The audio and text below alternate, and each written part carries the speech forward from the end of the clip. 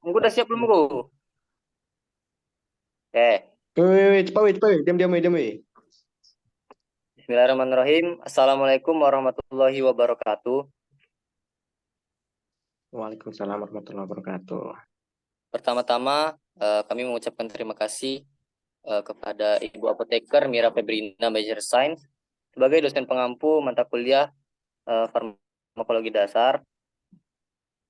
Sebelumnya izin perkenalkan diri, saya Muhammad Akmal dengan NIM 2201214 sebagai moderator dari kelompok 3. Dan anggota kelompok dari kelompok 3 itu terdiri dari Ardika Dinata, Muhammad Fauzan Prakoso, Muhammad Afis Adi Nugraha, Muhammad Insan Kamil, Faldo Adi Tanzil, dan Tengku Muhammad Farhan. Baiklah, pada kesempatan kali ini kami kelompok 3 akan menjelaskan hasil diskusi kami, yaitu tentang materi reseptor. Nah, yang pertama itu ada pengertian dari reseptor. Pengertian reseptor ini akan dijelaskan oleh saya sendiri. Baiklah, pengertian reseptor itu, reseptor adalah suatu molekul yang jelas dan spesifik yang terdapat dalam organisme. Tempat molekul obat atau agonis berinteraksi membentuk suatu kompleks yang reversibel, sehingga pada akhirnya menimbulkan respon. Nah, singkatnya, dari reseptor ini, reseptor itu adalah molekul protein yang menerima sinyal kimia dari luar sel. Nah, selanjutnya itu ada jenis-jenis reseptor. Jenis reseptor tuh yang pertama ada reseptor terkopling protein G. Yang pertama tuh atau disingkat dengan GPCR. GPCR ini itu disebut juga dengan reseptor metabotropik. Nah, reseptor ini berada di dalam sel dan responnya terjadi dalam hitungan detik. GPCR ini mempunyai rantai polipeptida tunggal dengan 7 heliks transmembran. Nah, selanjutnya ada reseptor terhubung kanal ion. Nah, reseptor ini berada sama dengan reseptor GPCR tadi, itu di dalam membran sel. Nah, reseptor ini disebut juga dengan reseptor inotropik. Reseptor ini terjadi dalam hitungan milidetik. Kanal itu merupakan bagian dari reseptor. Contoh dari reseptor terhubung kanal ion ini atau inotropik ini adalah reseptor nikotinik, reseptor GABA, dan reseptor inotropik glutamat. Selanjutnya itu ada reseptor terhubung enzim. Reseptor terhubung enzim ini merupakan protein transmembran dengan bagian besar ekstraseluler mengandung dinding site untuk ligan. Contohnya itu faktor pertumbuhan atau sitokin. Dan bagian intraseluler mempunyai aktivitas enzim yang biasanya aktivitasnya itu tirosin kinase. Baiklah, untuk materi selanjutnya yaitu tentang reseptor berdasarkan reduksi sinyal, itu akan dijelaskan oleh Ardika Adinata. Kepadanya dipersilakan. Oke, baik. Terima kasih pada moderator. Selanjutnya, saya akan jelaskan materi tentang berdasarkan transduksi sinyal. Jadi, reseptor ini terhubung kanal ion. Reseptor ini berada di membran sel, disebut juga reseptor inotropik. Nah, respon terjadi dalam hitungan milidetik. Kanal merupakan bagian dari reseptor. Contoh reseptor nikotinik, reseptor GABA, reseptor inotropik, glutamat. Nah, contoh reseptor terkopling protein G ini yaitu ada contoh reseptor histamin H1. Nah, itu efeknya kontraksi otot polos atau IP3, berbagai efek karena fosforilasinya protein. Terus memiliki agonis histamin dan memiliki antagonis mepiramin. Terus yang kedua ada adrenoreseptor B2. Jadi reseptor yang adrenoreseptor B2 ini memiliki efek yaitu relaksasi otot polos. Terus memiliki agonis adrenalin, salbutamol, dan memiliki antagonis propanolol. Terus yang ketiga ada contoh reseptor muskarinik M2 yang memiliki efek penurunan kekuatan, kontraksi jantung, dan pelembatan jantung. memiliki antagonis asetilkolin dan memiliki antagonis altropin. Terus reseptor yang terhubung transkripsi gen atau reseptor nuklear. Reseptor yang beberapa terdapat di sitosol merupakan reseptor sitosolik yang kemudian bermigrasi ke nukleus setelah berikatan dengan ligan. Seperti reseptor glukokortikoid, contohnya reseptor kortikosteroid, reseptor estrogen dan progesteron, dan reseptor vitamin D. Jadi bisa lihat dari gambar di samping, plasma ini dia akan berubah menjadi reseptor berubah menjadi konformasi, memasuki nukleus. Terus dalam nukleus ini dia kompleksnya berinteraksi dengan DNA dan mempengaruhi ekspresi gen. Setelah mempengaruhi ekspresi gen, dia ini ditranskripsikan keluar dari nukleus itu dan menghasilkan terjadi translation. Terus mengeluarkan mRNA dan selanjutnya dia akan menjadi mediator protein. Jadi mediator protein ini yaitu protein mediator dalam plasma.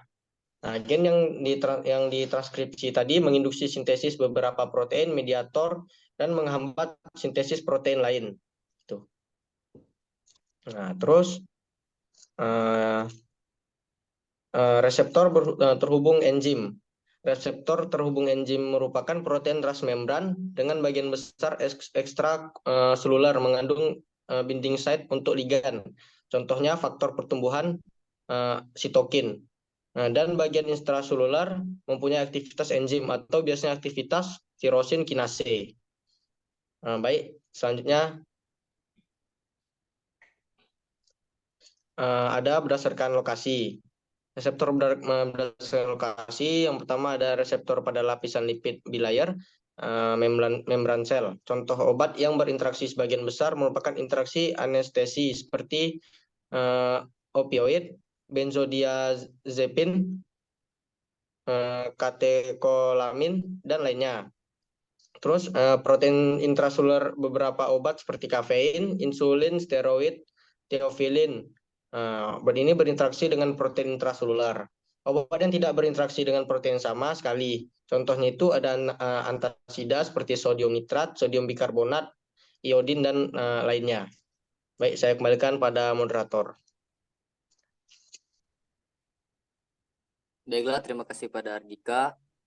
Untuk materi selanjutnya yaitu berdasarkan bentuknya yang terkait efek farmakologinya itu akan dijelaskan oleh Muhammad Insan Kamil. Kepadanya dipersilakan.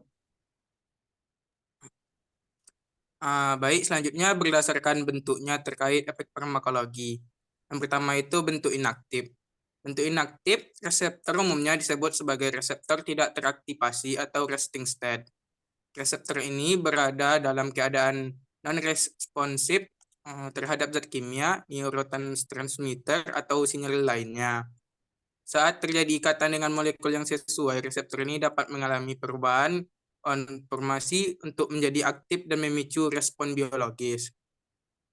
Yang kedua itu bentuk aktif yang menghasilkan efek yang sama seperti saat reseptor berikatan dengan agonis walau pada tingkatnya rendah.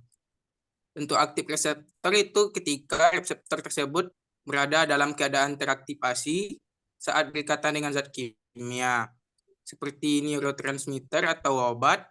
Reseptor aktif kemudian memicu serangkaian perubahan biologis atau sinyal seluler yang sesuai dengan fungsinya dalam regulasi proses biologis tertentu. Selanjutnya itu fungsi reseptor dalam mekanisme kerja obat. Pertama itu mengenal dan mengikat suatu ligan atau obat dengan spesifitas yang tinggi. Dua itu meneruskan sinyal ke dalam sel melalui perubahan permeabilitas membran, pembentukan second messenger, mempengaruhi transkripsi gen. Tiga itu merangsang perubahan permeabilitas membran sel. Empat itu mempengaruhi transkripsi gen atau DNA. Dari fungsi tersebut, reseptor terlibat dalam komunikasi antar sel.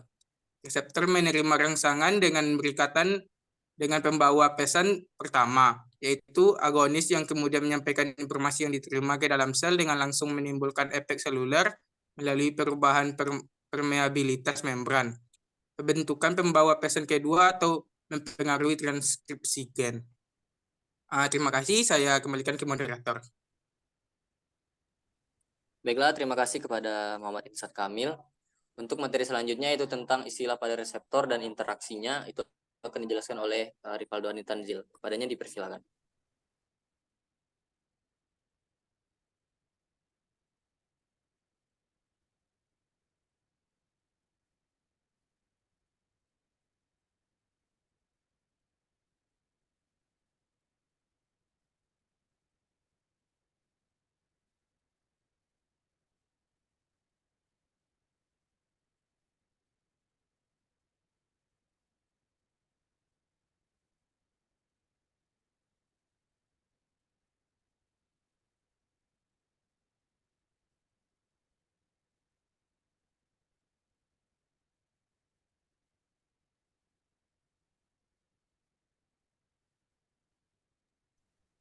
Baiklah, istilah pada reseptor obat,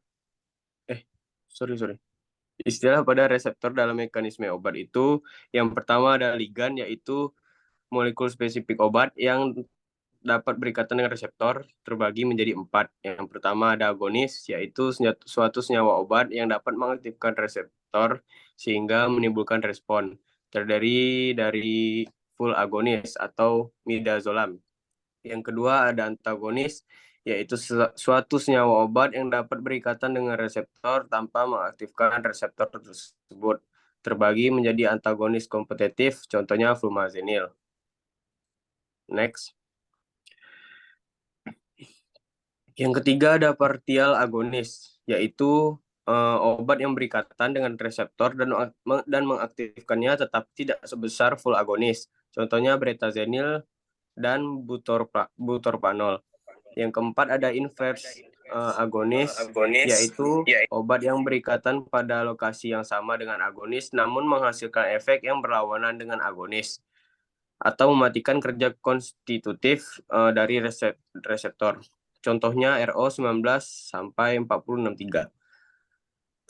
Yang kedua itu ada afinitas, yaitu kemampuan ligan untuk mengikat reseptor. Yang ketiga ada efikasi, yaitu perubahan atau efek maksimal yang dapat dihasilkan oleh suatu obat.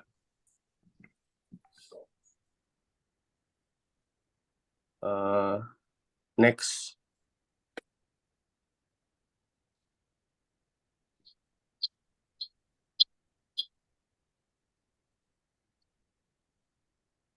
Selanjutnya ada interaksi agonis dan antagonis dengan reseptor.